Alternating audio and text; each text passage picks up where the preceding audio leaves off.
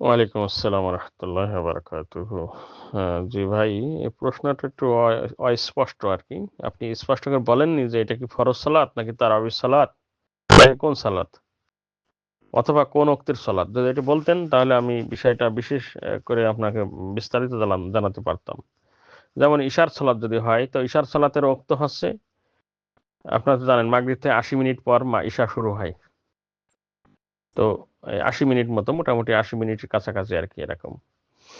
তো এই টাইম থেকে শুরু করে আপনার মধ্যরাত পর্যন্ত ঈশার নামাজের সময় থাকে। তাহলে সেটা আপনি বাড়ি এসে বা আপনার ক্যাম্পে এসে বা আপনার যেখানে আপনি থাকেন, যেখানে আপনার কর্মস্থল থেকে চলে আসলেন, সেখানে এসে সলাত আদায় করতে পারেন। সেখানে যারা আপনারা একসাথে আছেন সেখানে জামাত করে সলাত আদায় করতে পারেন, সমস্যা নাই। এটা এভাবে চলবে। যে রাতে আসেন সেই রাতে জামাত করে আপনারা সলাত আদায় করতে পারেন, এবং সেটা তারাবি সালাতও, ঈশা এবং তারাবি। এরকম করে আপনারা গাড়িতে কেন পড়বেন? এখানে পড়তে পারেন। আমি আবারও বলছি, যদি এরকম হয় যে আপনারা ঈশা নামাজ কিংবা তারাবি সালাত, তাহলে এটা আপনারা যত রাত বেঁধে পড়বেন সমস্যা নাই।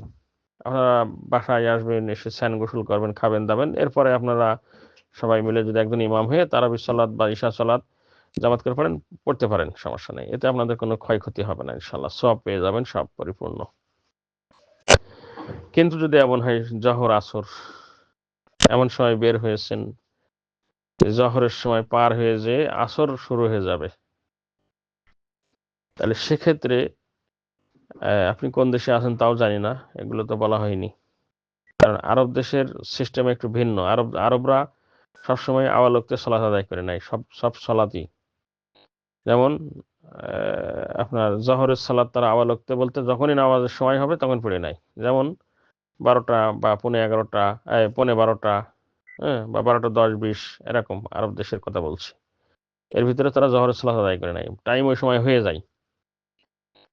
তাই আপনাদের আমাদের সবাই মনে রাখার দরকার যে নামাজের টাইম হয়ে গেলে, হ্যাঁ, তখন আজান যদি নাও হয়, তা আমাদের পাক ভারত উপমহাদেশের কথাই ধরেন, বাংলাদেশের কথাই বলেন, বাংলাদেশে আজান হয়ে আজানের টাইম হয়ে বাসি হয়ে যাচ্ছে, 1 ঘন্টা পরে আজান দেওয়া হয়।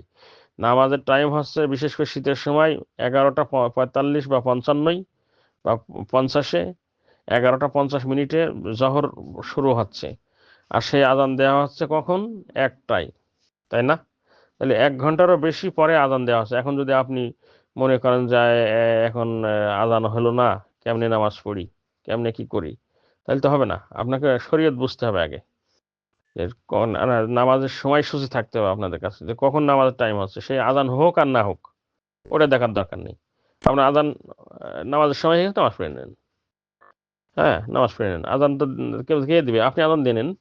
আপনি ছোট ছোট করে, যদি মনে করেন যে কোনো মাঠে ঘাটে হাটে বাজারে রয়েছেন, সেখানে আজান ছোট ছোট করে আজান দেন, দিয়ে নামাজ পড়ে নেন। বা আপনার জরুরি কাজে বেরোচ্ছেন, নামাজের টাইম হয়ে গেছে, আপনি নামাজ পড়ে চলে যান। এটা একটা দিক। আরেকটা দিক হলো